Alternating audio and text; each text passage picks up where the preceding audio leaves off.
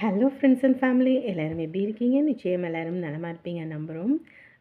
என்ன இந்த 1 வீக்காக வந்துட்டு நம்ம வீடியோவில் வந்துட்டு பேச முடியல.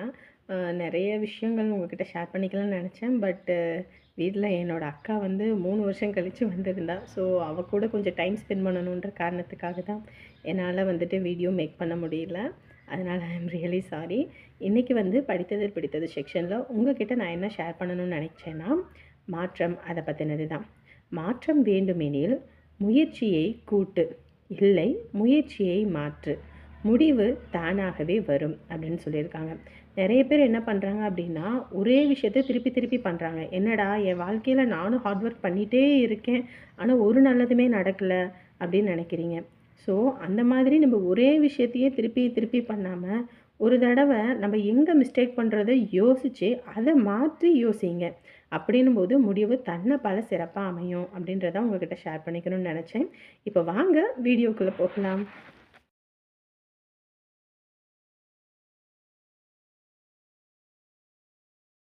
ஐயோ கந்து வட்டிக்காரன் என்ன இங்கே வந்து உட்காந்துருக்கான்? ஐயோ தங்கத்துக்கு மட்டும் தெரிஞ்சது இன்னைக்கு என் சோழி முடிஞ்சது. கலாயுதம் கலாயுதம் வாங்க வாங்க, உங்களுக்காக தான் இம்புட்டு நேரம் காத்துக்கிட்டு இருந்தேன். வாரேன்னு முன்னையே சொல்லி இருந்திருக்கலாம்ல. நானும் உங்களுக்கு போன் அடிச்சு பார்த்துட்டேன், போனே எடுக்கல. சரி வீட்டில் எதுவும் இருப்பீங்களா என்னவோ தெரியலன்ட்டு தான் வீட்டுக்கு வந்தேன். அப்புறம் அவங்க மனைவி தான் சொன்னாங்க அவர் வெளியே போயிருக்காரு, இந்த வர நேரம் தானாரு. அதான் சரின்ட்டு அப்படியே உட்காந்தே இருந்தேன் வரட்டும்னு.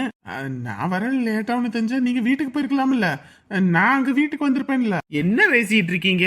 வந்தாச்சு, ஒரு எட்டு என்னன்னு பார்த்து பேசிட்டே போயிடலாம். எதுக்கு சும்மா வந்துட்டு போய் அதெல்லாம் தான். அப்படியா? சரி சரி, இங்க இருக்க வேணாம், வாங்க வெளியே போய் பேசிக்கலாம். என்னங்க வந்துட்டீங்களா? இன்ன வரைக்குமா உங்களுக்கு? இவர் வந்துட்டாருன்னு ஃபோன் அடிக்கலான்னு பார்த்தா ஃபோனே எடுக்கல. அதான் சரி நீங்க வந்ததுக்கு அப்புறம் பார்த்து பேசுங்கன்னு சொல்லிட்டு உட்கார வச்சேன். நான் பார்த்துட்டேன். வாங்க நம்ம வெளியே போய் பேசிக்கலாம். ஏங்க வந்ததுல இருந்து காப்பி வச்சு தரேனே வேணான்ட்டாரு, தண்ணி குடிங்கனே வேணான்ட்டாரு, சாப்பாடு ஆக்கியாச்சு சாப்பிட சொல்லுங்க. ஐயோ இவ வேற நேரம் கிட்ட நேரத்துல இல்லம்மா, வீட்டுல எல்லாமே ஆக்கி ரெடியா வச்சிருப்பாங்க. நான் போனாதான் அங்க மனைவி பிள்ளைங்க எல்லாம் சாப்பிடுவாங்க. அதனால வெளியே எங்கேயும் சாப்பிடுறது இல்ல. வந்து இவ்வளோ நேரம் ஆயிப்போச்சு, அதுக்குன்னு வீட்டில் உட்காந்துட்டே இருந்த அப்படி. வாங்க வாங்க. அது ஒன்றும் பிரச்சனை இல்லை, இதுல என்ன இருக்குது? அடுத்த தடவை வரும்போது நான் சாப்பிட்டுக்கிறேன், சரிங்களா? வாங்க நம்ம வெளியே போய் பேசிக்கலாம். வாங்க வாங்க போலாம். என்ன இந்த மனுஷன் வரும்போது சுடுதண்ணியை காலில் ஊற்றிக்கிட்டே வந்தாரா? பேச பேச அவரை வாங்க வாங்கன்னு கூப்பிட்டுக்கிட்டு இருக்காரு. என்னவா இருக்குன்னு தெரியலையே. என்ன காயத்ரி, அப்ப நீ கிளம்பிட்டியா? ஆமா, நைட் ஷிஃப்ட் ஒர்க் இருக்கு, நான் போகணும்ல. டே ஷிஃப்ட்ல வீட்டில் இருந்துக்குவேன். ச்சே, நம்ம 2 பேத்துக்கு எல்லாம் ஸ்மூத்தா போயிட்டு இருந்துச்சு. ஏன் தான் இந்த டைம் இப்படி மாத்துறாங்கன்னே தெரியல. என்ன பண்றது, எல்லாமே நம்ம நினைச்சபடி நடக்குமா என்ன? ஏத்தமும் இறக்கமும் இருக்கிறது தானே வாழ்க்கை. அதுக்குன்னு இப்போதான் கல்யாணம் ஆனிச்சு, அதுக்குள்ள போய் 2 பேத்தையும் பிரிக்கிறாங்களே. பேசுறதுக்கு நானும் உங்க கூட சேர்ந்து நைட் ஷிஃப்ட் வந்துடவா? அப்ப டே ஷிஃப்ட்ல யார் வேலை செய்வா? கம்முனு இரு, பார்த்துக்கலாம். ஷோ, நீ இல்லாம தூங்குறத நினைச்சாலே ரொம்ப கஷ்டமா. ஒரு நாள் அட்ஜஸ்ட் பண்ணிக்கிறதுல ஒன்றும் தப்பு இல்லை. உங்ககிட்ட சொல்லணும்னு நினச்சேன். சாமிக்கு ஏதோ ஒரு 1 lakh ரூபி தேவைப்படுதாமா கடன் அடைக்கிறதுக்கு. நம்மக்கிட்ட தான் அமௌண்ட் இருக்குல்ல, அவனுக்கு கொஞ்சம் கொடுக்கலாமா? அவன் எதுவுமே என்கிட்ட சொல்லவே இல்லை. என்கிட்ட சொன்னான், உங்ககிட்ட நான் பேசிக்கிறேன் அப்படின்னு நான் தான் சொன்னேன். ஓ சரி சரி, நான் என்னன்னு பார்த்து கொடுத்துக்கிறேன். ஏப்பா அவன் காலையிலே சொன்னான், உன்கிட்ட சொல்லணும்னு நினச்சேன் மறந்துட்டேன். இப்போ அவனோட அக்கௌண்ட்டுக்கு ட்ரான்ஸ்ஃபர் பண்ணிவிடு சரியா? ஏதோ வட்டிக்காரவங்க வருவாங்க அப்படி இப்படின்னு பேசிகிட்டு இருந்தான். ஓ சரி சரி, நான் என்னன்னு பார்த்துக்கிறேன். அதில் காலையிலைக்கு மாவு இருக்குது, தோசை எதுவும் ஊற்றிக்கோங்க, நான் வந்துடுறேன் ஓகேவா? ஒர்க் முடிஞ்சதுன்னா சீக்கிரமாக வந்துடுறேன். ஓகேப்பா. இப்போ வேணா நான் வந்து ட்ராப் பண்ணவா? கேப் வரும்பா, எதுக்கு நீ சும்மா அங்கே இங்கே நனைஞ்சிட்டு? அதுவும் இல்லாமல் காலையில் வேறு ஆஃபீஸ் போகணும், அதனால் நான் பார்த்து போய்க்கிறேன். நீ மறக்காமல் அவனுக்கு இப்போ அமௌண்ட் சென்ட் பண்ணிவிடு ஓகேவா? மறந்துடாத. அவன் கொஞ்சம் எமர்ஜென்சியில் இருக்கான் ஓகேவா? ஓகே, நான் பார்த்துக்கிறேன் சரியா? நீ பத்திரமா போயிட்டு வா, ஃபோன் பண்ணு. நல்ல சாமியை வேண்டிக்கிட்டு திருஷ்டி எடுத்து சுற்றி போடு. சரிங்க. ஏன்னா அத்தையெல்லாம் ஊருக்கு போகும்போதே சொன்னாங்க, கடைக்கு வியாபாரம் முடிச்சோடனே நல்லா சுற்றி போட்டுட்டு வாங்க, அப்பதான் எந்த கண்டிஸ்டி இருந்தாலும் அது போகும்னு. நல்லா சுற்றி போடு. சரி சரி.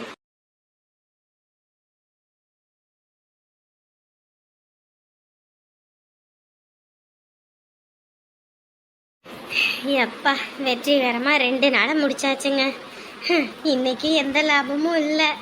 அதான் சொன்னேன்ல, கடை ஆரம்பிச்சா ஒரு 6 மாசத்துக்கு லாபம்ன்ற ஒண்ணே இருக்காது. நம்ம கை காசு போட்டு நம்ம தான் எல்லாமே பண்ற மாதிரி இருக்கும். அதுக்குன்னு எத்தனை நாளைக்குங்க இப்படி நம்மளே எல்லாமே போட்டு போட்டு பண்ணுறது? ஒரு மாதிரி சங்கட்டமாக இருக்குங்க. வேறு பக்கம் எங்கிட்ட வேலைக்கு போயிருந்தா கூட பரவாயில்லையோன்னு தோணுது. காலையிலேருந்து ராத்திரி வரைக்கும் 2 பேரும் நாயாக உழைச்சி அதுக்கு இதுக்குன்னு செலவாகுதே தவிர 10 ரூபா கூட மிச்சம் பண்ண முடியல. இங்க பாரு, போக போக பிக்கப் ஆயிக்கும். இதுவே வந்து நம்ம டவுன் ஏரியாவிலலாம் டீ கடை போட்டோம்னா அங்கெல்லாம் 15 ரூபா 18 ரூபா 20 ரூபான்னு வைப்பாங்க. நம்ம போட்டிருக்கிறது கிராமத்துல. இங்க வந்து நம்ம ஆளுகளை எல்லாம் கவர் பண்ணணும்னா இப்படி 8 ரூபாய்க்கும் 9 ரூபாய்க்கும் கொடுத்தா தான் முடியும். நம்ம எடுத்தோடனே 15 ரூபா டீன்னு போட்டோம்னா எப்படி? அதனால கொஞ்சம் லாபம் பிடிக்கிற வரைக்கும் அப்படித்தாம்மா விட்டு கொடுத்து போகணும். இல்லைங்க, ரொம்ப சங்கட்டமாக இருக்குது. பிள்ளைய வேற படிக்க வச்சுக்கிட்டு இருக்கோம். திடீர்னு ஏதோ ஒரு அல்ல அவசரம்னா நம்ம எங்கன்னு போய் கேட்குறது?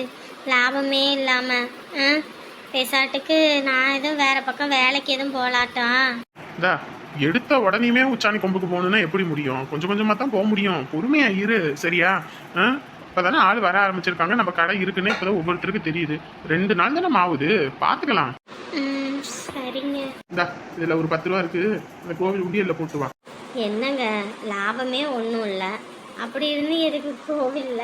லாபம் நமக்கு கிடைக்குதுன்றதுக்காக ஒன்றும் போடுறது இல்லை. காலையில நம்ம தொடங்கும் போது அவரால் ஆரம்பிச்சு வச்சது எந்த பிரச்சனையும் இல்லாம நல்லபடியா முடிஞ்சிருக்கு.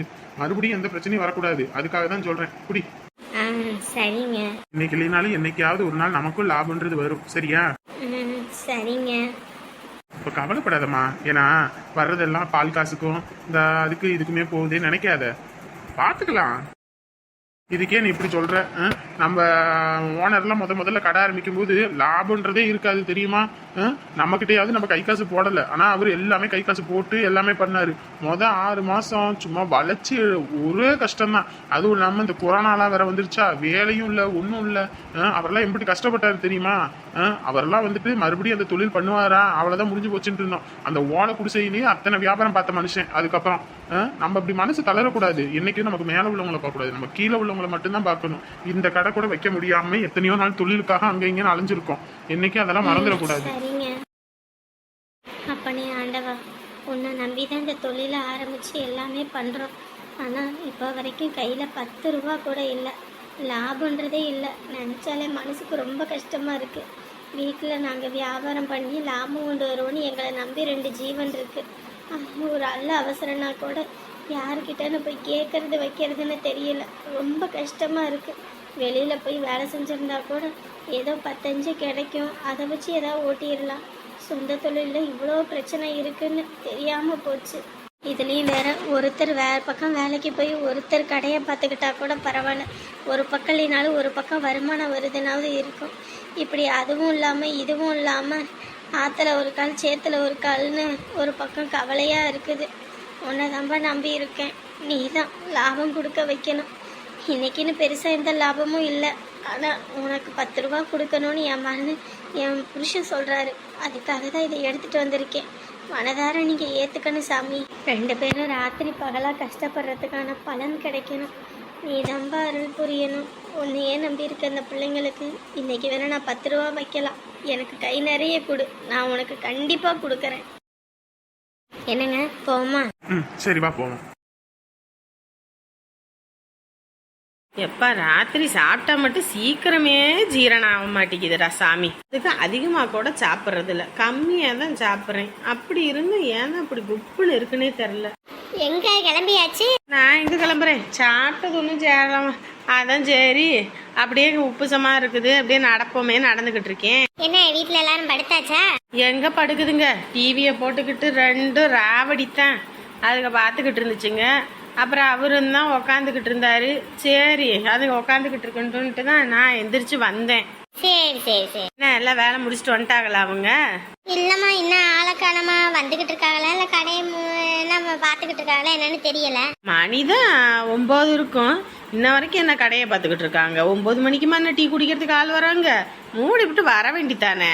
இல்லம்மா, பாத்திர மண்டம்லாம் இருக்கும், அதெல்லாம் அப்படியே போட்டு வர முடியுமா? எச்சு பாத்திரத்தெல்லாம் எல்லாம் கழுவி வச்சுட்டு வரணும்ல.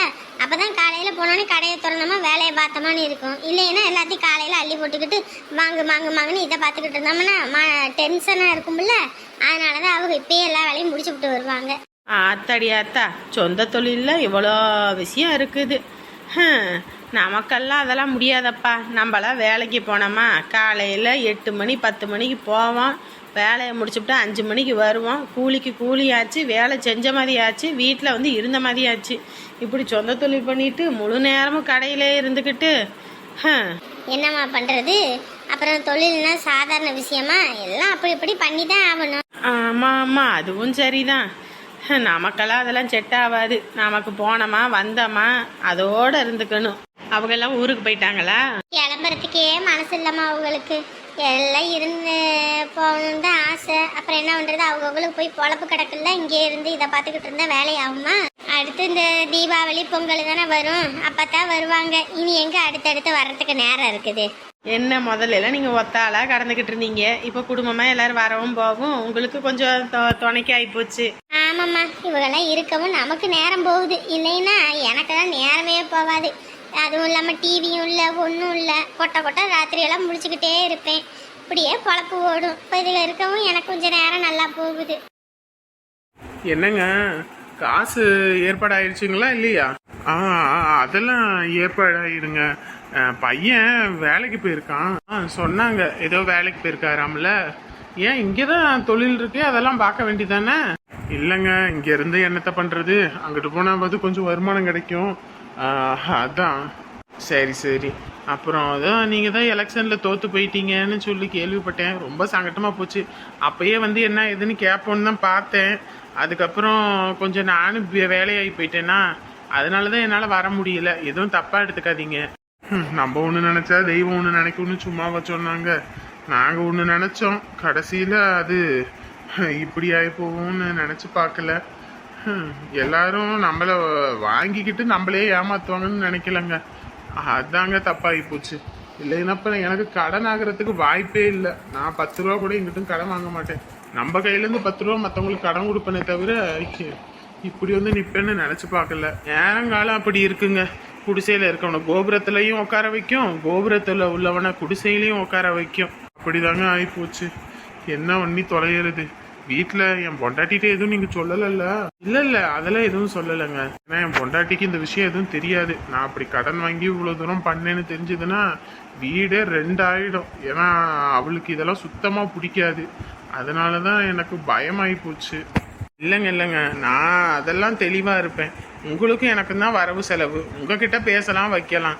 அதை போய் அவருங்கிட்ட நம்ம போய் என்னன்னு கேட்க முடியும்? ஒரு நிமிஷங்க, பையன் தான் கூப்பிட்றான், என்னன்னு கேட்டுக்கிறேன். சாமி சொல்லியா? எங்கப்பா இருக்கீங்க? நம்ம வீட்டில் தான் இருக்கேன். என்னப்பா பண்ற? இல்லப்பா, இப்போதான் கொஞ்சம் தூங்கி எந்திரிச்சேன். இது அமௌண்ட் கேட்டிருந்தீங்களா, அதான் அனுப்பி விடுறதுக்கு தான் கேட்டேன், ஃபோன் பண்ணேன். காசு ரெடியா இருக்கா? ஆமாப்பா. காசு ரெடி பண்ண முடியாதுப்பா இப்போ இருக்க சூழ்நிலையில அப்படி இப்படின்னா. இல்லப்பா, மாறன் தான், அவன் தான் கொடுத்தான். இந்தா வச்சுக்கோ அப்படின்னு சொல்லி.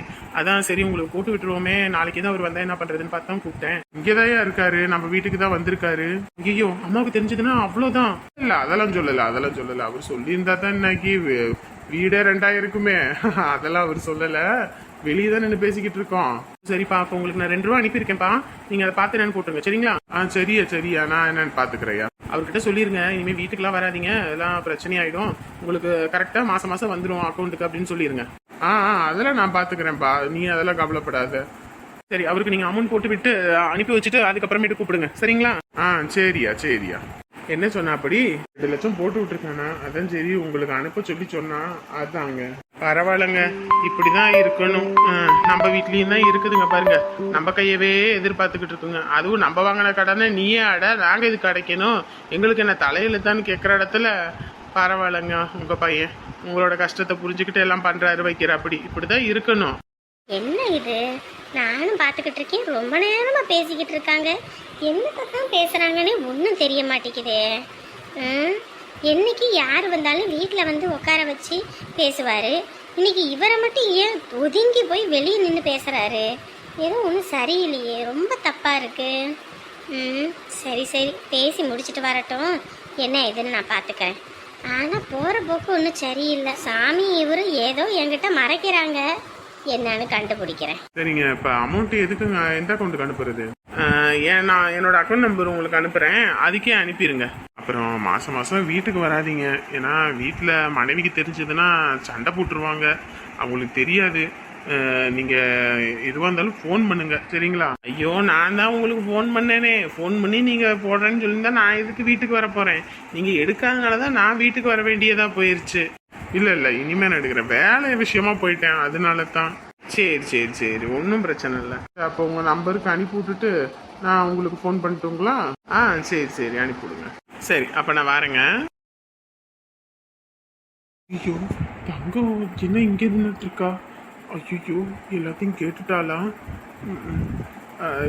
என்ன இங்கே நின்றுட்டு இருக்க? உள்ள இல்லையா? உள்ள போறது இருக்கட்டும், நீங்க என்ன பேசிக்கிட்டு இருக்கீங்க? நாங்க என்னத்த பேச போறோம், சும்மா அப்படியே பேசிக்கிட்டு இருந்தோம். சும்மா தான் பேசுறீங்க, என்ன பேசுறீங்கன்னு தான் நான் உங்ககிட்ட கேக்குறேன். அதுவும் இல்லாம அவர் எதுக்கு இங்க வந்திருக்காரு? அதுவா, அது வந்து அவரு நம்ம கிட்ட நம்ம ஜெயிச்சா ஒரு விஷயம் ஒன்று பண்ணித்தர சொன்ன, அப்படி அதான் நம்ம தோத்து போயிட்டோம்ல, அதான் அது பண்ண முடியல, அதான் அதை பத்தி பேசிட்டு இருந்தோம். நம்ம நேரங்காலம் அப்படி இருக்கு, ஏதோ தலைக்கு வந்து தலைப்பையோட போனதோ மாதிரி விடுங்க. ஏதோ நம்ம ஜெயிச்சிருந்தா வருமானம்னு ஒன்று இன்னைக்கு நல்லா வந்துட்டு இருந்திருக்கும். நம்ம போதாத நேரம் நமக்கே எல்லாம் ரிபிட் ஆகி போச்சு. அதனால என்ன பண்ணி தொலைகிறது? நம்ம எதுவும் வைக்கல, நம்மக்கிட்ட காசு பணம் இருக்கு, இல்லைன்னா ரொம்ப சிரமமா போய் இருந்திருக்கும். ஆமா, சரி உள்ள போ, நான் வரேன். அது சரி, போன்ல யார்கிட்ட பேசிட்டு இருந்தீங்க? இது என்ன கேள்வி? நான் ஏதோ ஒண்ணு பேசிக்கிட்டு இருக்கேன், அதெல்லாம் கேட்டுக்கிட்டு இருப்பியா? போ தங்கம், உள்ள போ. என்ன பேசிக்கிட்டு இருந்தீங்க? யாருன்னு தானே கேட்டேன். கேட்டா சொன்ன என்ன? எனக்கு யார் கூப்பிடுவா? எல்லாம் நம்ம பையன் தான் கூப்பிட்டான். என்னவாமா? ஒன்னும் இல்ல, சும்மா தான் கூப்பிட்டான். நான் அப்புறமேட்டு கூப்பிடுறேன்பா அப்படின்னு சொல்லிட்டு வச்சுட்டேன். சரியா? போ உள்ள போ. ஒன்னுத்தையும் சொல்ல மாட்டாங்க, ரெண்டு பேரும் அப்படி என்னதான் பண்றாங்கன்னு தெரிய மாட்டேங்குது. ஐயோ ஆண்டவனே, கொஞ்ச நேரத்துல ஆதி எந்தமும் நடுங்கி போச்சு. போ, இந்நேரத்துக்கு நம்ம பேசுனதை மட்டும் தங்கம் பக்கத்துல இருந்து கேட்டுக்கிட்டு இருந்தா இன்னைக்கு அவ்வளவுதான், என்னை உரிச்சு உப்பு கண்டம் போட்டிருப்பா. சரி, நாளைக்கு காலையிலேயே அந்த ஆளு வந்துடுவான் வீட்டுக்கே, அதனால காசை போட்டு விட்டுருவான், அதான் பிரச்சனை இல்லை. நானும் பாத்துக்கிட்டு இருக்கேன், சமையக்கட்டுல போய் ஒரு வேலை வெட்டியும் பார்க்கல, ஒன்றும் பண்ணல, ரூமை அடைச்சிக்கிட்டு என்ன பண்றானே ஒன்றும் தெரிய மாட்டேங்குதே. என்ன இது, பசி வேற வயிற்ற கிள்ளுது. இவ என்ன பண்றா? தூங்கிட்டாளா? அப்படி இருந்தாலும் அவன் வருவானே சாப்பிட்றதுக்கு, நம்ம சோறாக்கணும், குழம்பு வைக்கணும்னு ஏதாவது ஒன்று பண்ணுவா. இப்படி எதையுமே பண்ணாம இருக்காளே. சரி, என்னன்னு பார்ப்போம். ஐயோ, பசி வேற உயிர் கிள்ளு, வயிற்ற கிள்ளுதே. ஐயோ ஆண்டவனே, வயசான காலத்தில் இப்படி சோத்த போடாமே நம்மளை போட்டு தள்ளிடுவா போல இருக்கே. ஐயோ மவராசி, வாரானான்னு பத்தியா ரூமை விட்டு? அம்மா, உடம்பே டயர்டா இருக்கு. போ. சாப்பிட்டியாவா? சாப்பாடு யாரு போட்டா சாப்பிட்றதுக்கு? ஏன் இந்நேரத்துக்கு உன் மருமக சமைச்சு இந்நேரத்துக்கு சாப்பாடு போட்டிருப்பாளே, ஏன் சாப்பாடு போடலையா? சாப்பாடு போடலையாவா? ஏண்டா அவ இன்னும் அந்த ரூமை விட்டே வரலடா. ஏதோ அடை வச்சிருக்க கோழி மாதிரி அந்த ரூமுக்குள்ளேயே தான் கிடக்குறா. என்னதான் பண்றான்னு தெரிய மாட்டேங்குது. அடடே, வந்தாச்சா? ஏங்க என்ன சமைக்கலையா இன்னும்? அம்மா நேரத்துக்கு சாப்பிடணும், அது இன்னும் சமைக்காம இருக்க?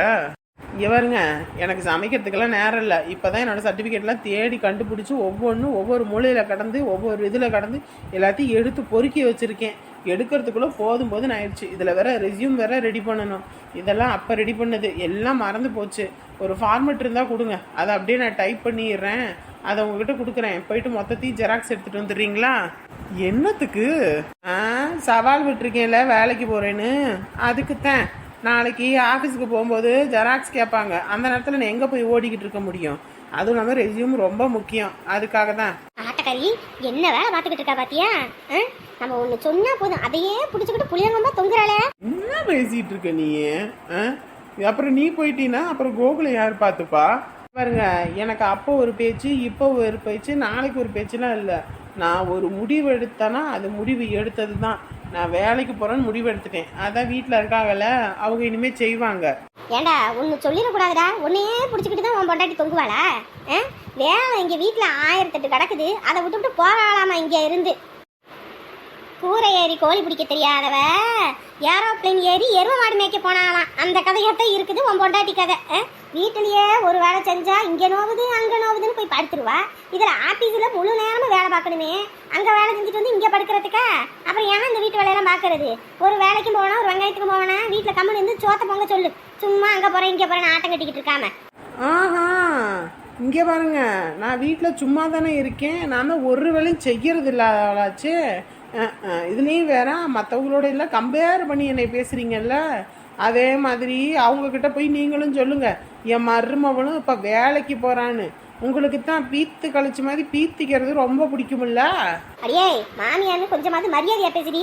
என்னடி மட்டு மரியாதை இல்லாமல் பேசிக்கிட்டு இருக்கிறவ? ஆரம்பிச்சுட்டாங்கடா. நம்மளும் இன்னைக்கு பிச்சு பேன் பார்க்காம 2 பேரும் விட மாட்டாங்க போல இருக்கே. காலையிலேருந்து ராத்திரி வரைக்கும் ஆஃபீஸில் வேலை செஞ்சுட்டு வந்து வீட்டில் செத்த நேரம் வந்து ஓய்வு எடுக்கலான்னு பார்த்தா இப்படி மாமியாரும் மருமகனும் சேர்ந்து நம்மளும் ஒரு வழியை ஆக்குறாங்களே. இப்போ என்ன பண்ணுறது நான்?